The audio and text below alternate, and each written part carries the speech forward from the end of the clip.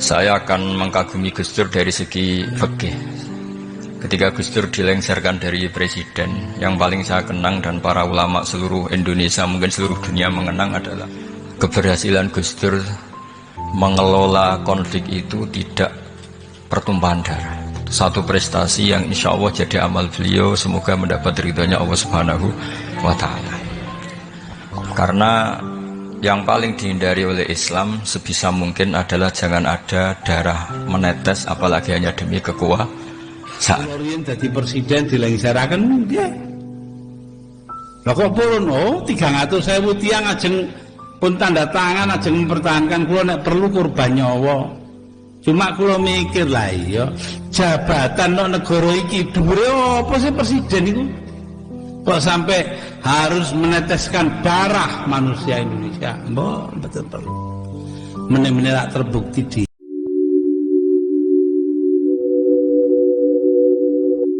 Assalamualaikum warahmatullahi wabarakatuh. Alhamdulillahirabbil alamin wassalatu wassalamu ala asyrofil mursalin sayyidina Maulana Muhammadin wa ala alihi wa sahbihi asma'in nama ba'du. Ingkang sangat kula hormati Kiai Haji Dr. Insinyur Salahuddin sedanten keluarga Mbah Hasyim, sedanten Dzurriyyah. Niki wonten putri, wonten bulik-bulik, wonten Gus Umar, wonten Bu Lili, wonten sedanten semua alumni, semua santri-santri yang kami cintai. Saya ini syukur sekali karena waktunya tinggal sebentar, jadi uji nyalinya juga sebentar. Saya akan ngomong sesuai spesialisasi saya, yaitu fikih. Karena saya murid Kiai Haji Maimun Zubair yang bersanad lewat Mbah Karim sampai Mbah Hasyim, atau bersanad lewat Mbah Mun, Mbah Zubair, kemudian Mbah Fakih Mas Kumambang juga teman Mbah Hasyim ketika sama-sama ngaji di Mekah. Saya akan mengkagumi Gus Dur dari segi fikih. Ketika Gus Dur dilengsarkan dari presiden, yang paling saya kenang dan para ulama seluruh Indonesia, mungkin seluruh dunia mengenang adalah keberhasilan Gus Dur mengelola konflik itu tidak pertumpahan darah. Itu satu prestasi yang insya Allah jadi amal beliau, semoga mendapat ridhonya Allah Subhanahu wa Ta'ala. Karena yang paling dihindari oleh Islam sebisa mungkin adalah jangan ada darah menetes, apalagi hanya demi kekuasaan. Sehingga Rasulullah SAW sampai berdamai ketika terjadi tarik ulur di Sulhul Hudaybiyah. Saat itu Suhail bin Amr memberi sekian poin yang mendikte Rasulullah, semuanya merugikan Rasulullah. Tapi tidak semuanya merugikan Rasulullah, tidak ada yang menguntungkan sama sekali. Tapi Rasulullah menuruti itu semua demi tidak pertumpahan darah. Padahal Suhail bin Amr zaman itu masih kafir. Sehingga menjadi fikih bahwa perdamaian itu harus kita jaga.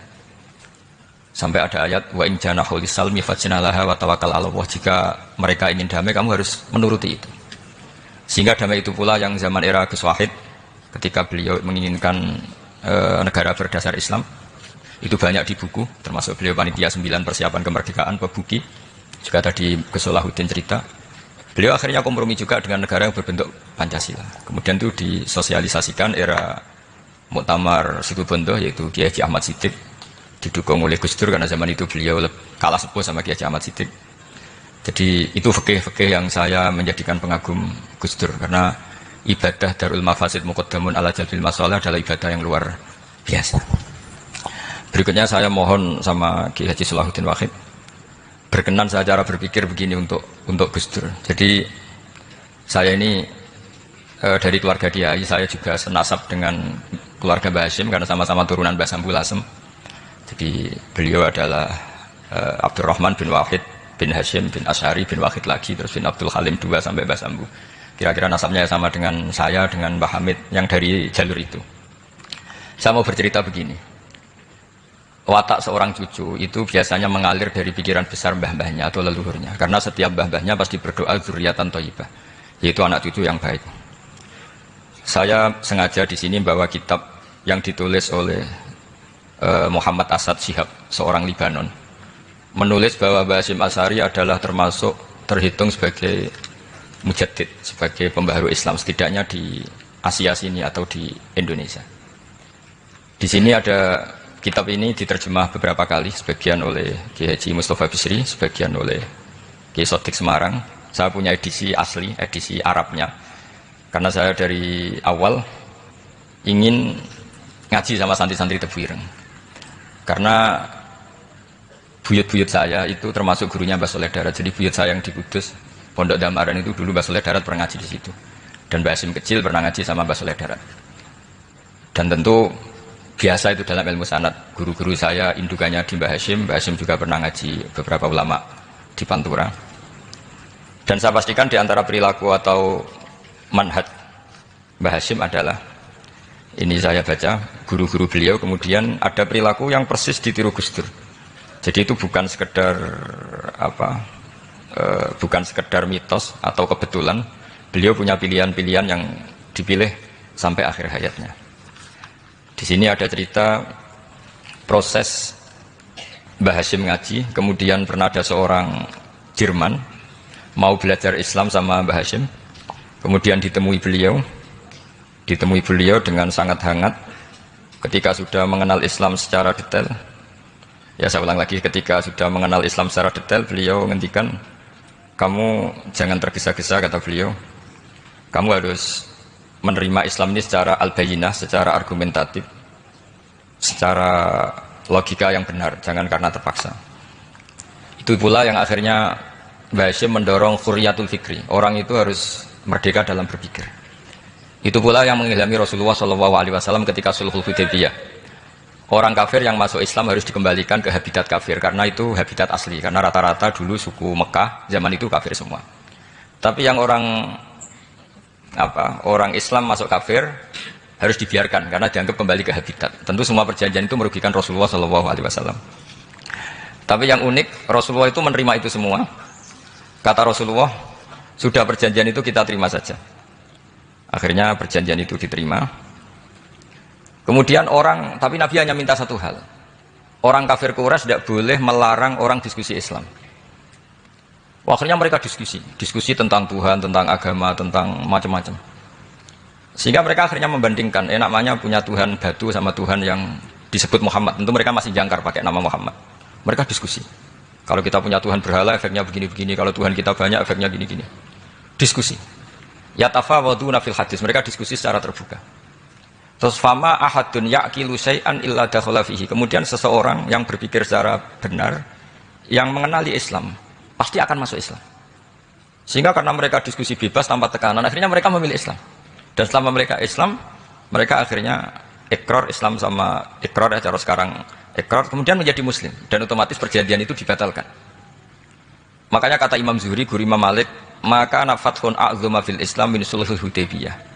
Enggak ada kemenangan Islam sehebat kemenangan dalam Hudaybiyah, yaitu orang berbebas berpikir. Kemudian kebebasan berpikir ini pasti mengarah ke mengakui yang benar, menanggalkan yang salah. Tentu orang dulu mendewa-dewakan Lata Uzza, pokoknya menuhankan makhluk, menjadi sadar bahwa itu aneh. Kenapa kita harus sembah batu yang dipahat? Kenapa kita harus menyembah makhluk dan sebagainya? Dan akhirnya mereka Islam. Tapi dulu kalau suasana perang itu keinginan orang hanya ingin menang kalah. Jadi yang kafir itu hanya ingin menang. Pokoknya jangan sampai kalah. Nggak pernah berpikir Islam itu apa. Di mana-mana perang itu ya pikirannya menang kalah. Tapi setelah nggak ada perang, meskipun segala perjanjiannya merugikan Islam, orang akan berpikir secara objektif. Makanya fama ahadun yaqilu syai'an illa dakhala fihi.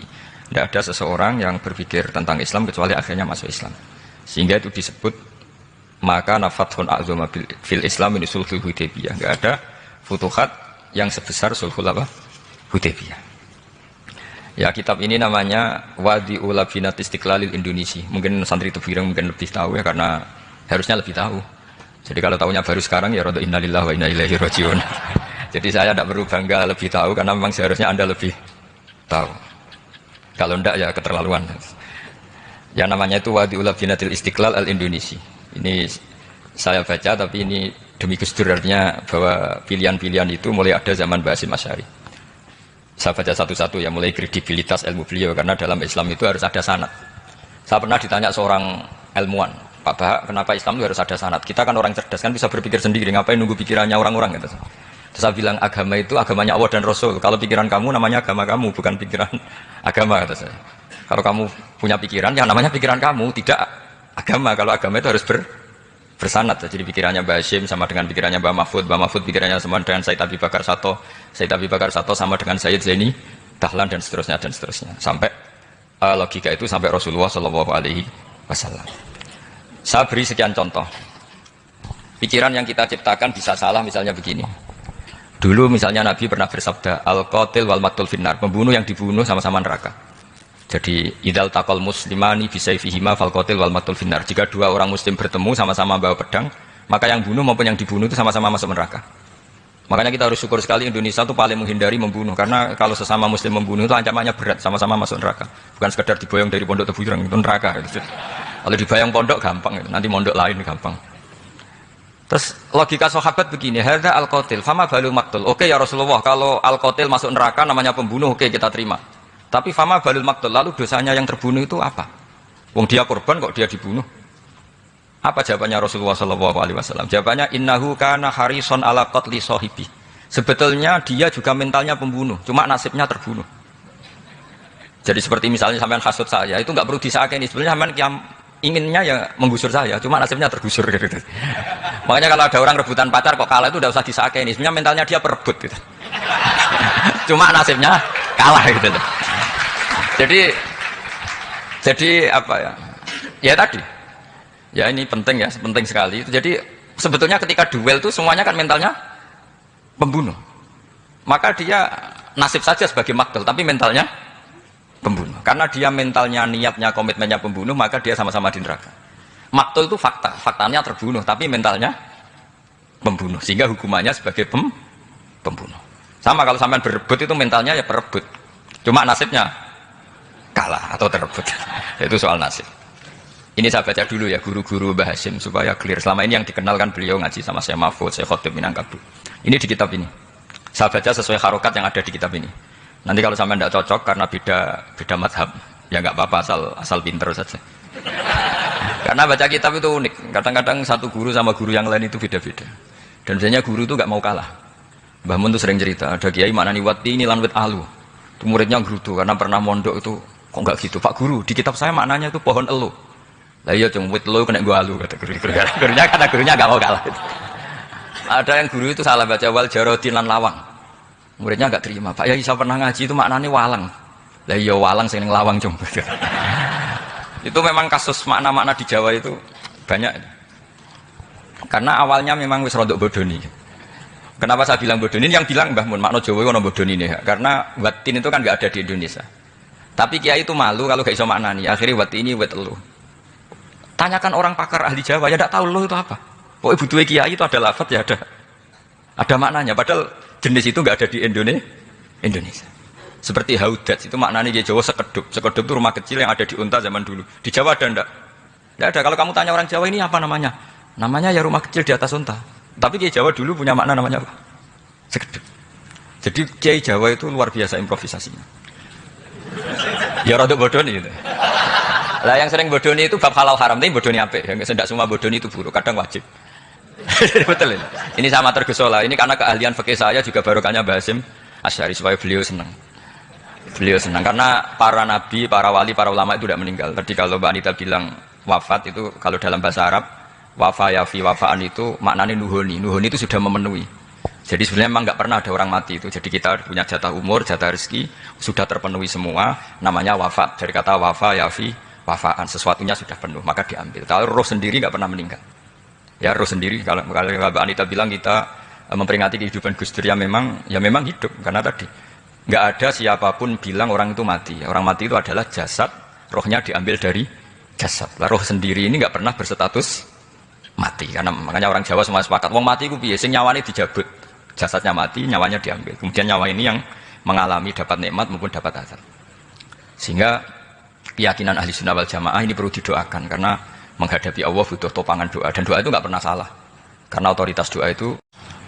Terus ini cerita akhirnya orang ini sampai masuk Islam. Ketika masuk Islam di antara pesannya Mbah Hasyim, saya ulang lagi di antara pesannya siapa? Mbah Hasyim itu beliau bilang kamu harus dipikir-pikir lagi katanya. Itu kan satu kearifan Mbah Hasyim ini saya baca karena saya takut ditegur ini. Saya juga nunggu surat kok tidak datang-datang ini kok supaya cepat apa cepat selesai. Ini bebas. Kalau ada surat malah kebenaran ini karena sudah mulai nyari-nyari.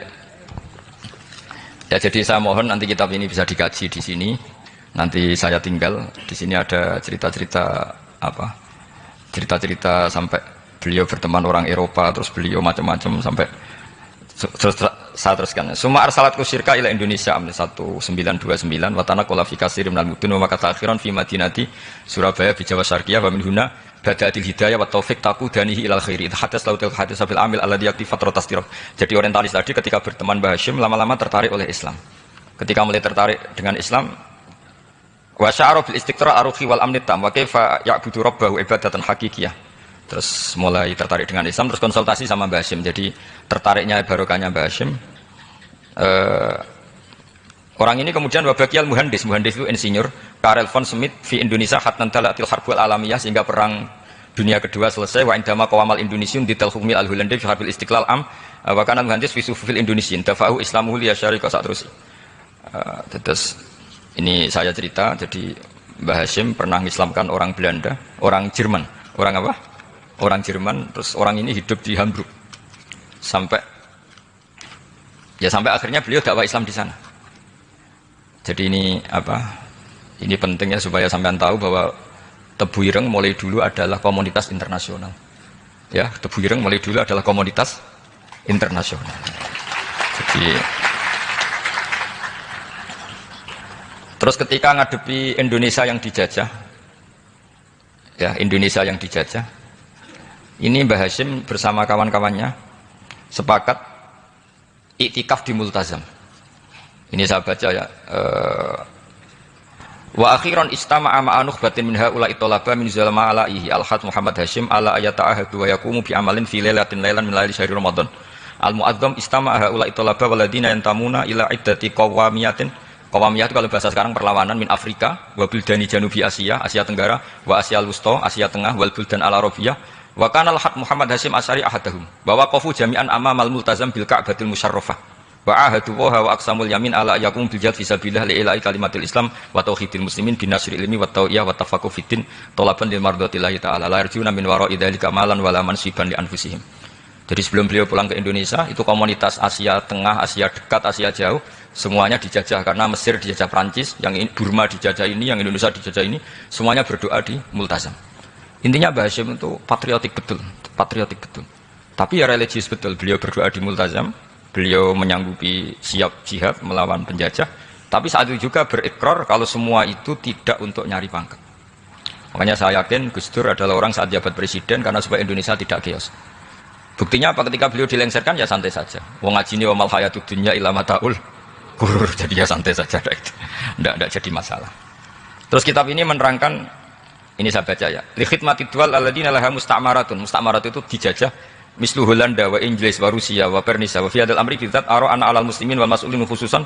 Ini intinya ulama-ulama yang dari timur jauh kemudian sowan ke Mbah Hasyim minta fatwa karena negara-negara mereka juga dijajah. Jadi dulu orang dari Jerman, dari mana-mana belajar Islam juga sama Mbah Hasyim. Yang negara-negara Asia Timur, Asia dekat itu juga kalau konsultasi kemerdekaan juga sama siapa? Mbah Hasyim. Jadi uniknya kitab ini ditulis oleh orang Libanon. Jadi orang Libanon itu saking penasarannya sama Mbah Hasyim Asy'ari itu datang ke sini. Ya datang ke sini untuk belajar sama Mbah Hasyim. Dan di antara belajar itu kemudian sampai sini ternyata tamu-tamunya Mbah Hasyim dari berbagai negara. Mulai yang konsultasi cara memerdekakan negaranya karena mengalami dijajah, sampai cara belajar Islam yang benar. Termasuk tadi yang Karel von Schmidt tadi yang masuk Islam karena konsultasi sama Mbah Hasyim. Padahal dia orang Jerman. Terus di antara kelebihannya Mbah Hasyim, ini juga ditiru Gus Dur. Wal haji Muhammad Hasyim la yajidu kharojan ayuna kisau same' wal mukhatab. Bal yurahibu bidzalik. Mbah Hasyim orang yang enggak tersinggung ketika pendapatnya ditentang atau digugat oleh lawan bicaranya. Beliau santai, tidak terus ya tidak berontak, ya santai aja. Enggak terus angger dibantah, bantah kiai kualat, itu enggak ada sanadnya. Nah ini saya pastikan ya bahwa kehebatan Gus Dur itu kita enggak lepas dari barokahnya siapa? Mbah Hasyim. sekaliber Rasulullah Shallallahu Alaihi Wasallam sebagai Sayyidul Khalqi, Sayyidul Anbiya al Mursalin, beliau yang ngakui ana da'watu Ibrahim wa bisyaratu Isa. Aku hebat ngene iku barokah dongane Nabi siapa? Ibrahim. Maka ini sesuatu yang saya tekuni, jadi enggak salah kalau bicarakan Gus Dur ya harus bicarakan Mbah Hasyim. Sama bicarakan Nabi Muhammad Shallallahu Alaihi Wasallam juga harus membicarakan Jadduhul A'la yaitu Ibrahim alaihissalam. Jadi ini kitab bisa dipakai atau digasap ya nggak apa-apa. Artinya gini, gasap itu kalau saya ada ridho jadinya gasap, kalau ridho ya jadinya boleh. Dan menjadi gasap kalau nggak dipelajari. Ya, jadi kalau mau enggak terus tinggo jimat itu kita fokus bahas sakti, wah ya repot makanya ini. Nah kalau dipakai itu gasap. Tapi kalau nanti didiskusikan sama teman-teman, kemudian menjadi baik, menjadi luar biasa, saya ikut ngamal. Terus saya ulang lagi, saya teruskan. Ittisolatuhu. Ittisolatu itu komoditas beliau.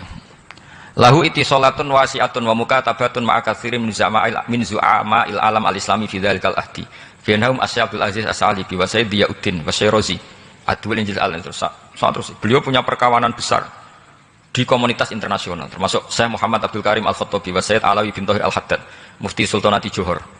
Ya, beliau berkawan dekat sama muftinya kerajaan Johor, wa Muhammad Ali wa Syaukat Ali bil Hindi, wa Muhammad Ali Jana Muhammad Iqbal. Muhammad Iqbal yang terkenal di India itu, wa Sayyid Hibaduddin Asy-Syahrastani, wa Wazirul Ma'arif Al-Iraqiyah. Beliau berteman sama PM Irak. Jadi kalau Gus Dur dari Mesir belajar di Irak, ternyata dulu mbahnya teman akrabnya Perdana Menteri apa? Irak. Terus banyak waroisu Majlis Tamyiz wa Sayyid Al-Alama Muhammad bin Aqil wa Sayyid Muhammad Jadul Maula wa Sayyid Muhammad Surur saat terusnya itu. Jadi ini nanti saya tinggal termasuk catatan-catatan ini, saya mohon ridho dari Gus Solah, dari supaya santri-santri sini belajar Mbah Hasyim lebih serius supaya gampang. Kenapa saya katakan harus seperti ini? Dulu Nabi Ibrahim itu diantara anak cucunya itu secara lahir ada yang tidak soleh. Karena anak cucu itu punya otoritas, sehingga anak cucu ini yang menstatuskan Nabi Ibrahim.